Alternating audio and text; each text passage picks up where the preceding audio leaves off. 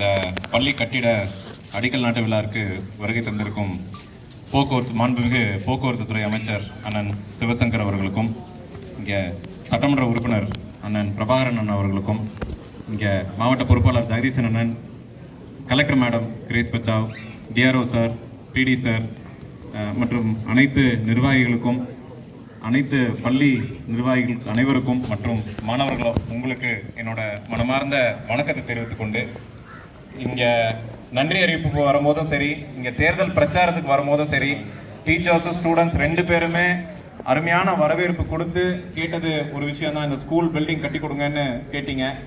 முதல் தடவையாக அவரும் பிரபாகரன் சாரும் திருப்பி வரும்போது ஞாபகப்படுத்துனாங்க. நான் நாலு பள்ளி அறையா 4 கிளாஸ் ரூமாக கேட்டிருந்தாங்க.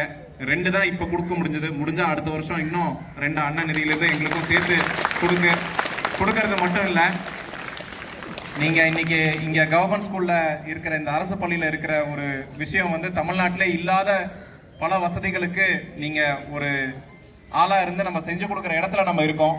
மித்த மாநிலங்களை கம்பேர் பண்ணும் போது நம்ம மாநிலத்தில் கிட்டத்தட்ட 30% அதிக மாணவிகள் வந்து பள்ளிக்கூடத்தில் இருக்காங்க. அதே மாதிரி கிட்டத்தட்ட 20% மாணவர்கள் அதிகமாக இருக்காங்க.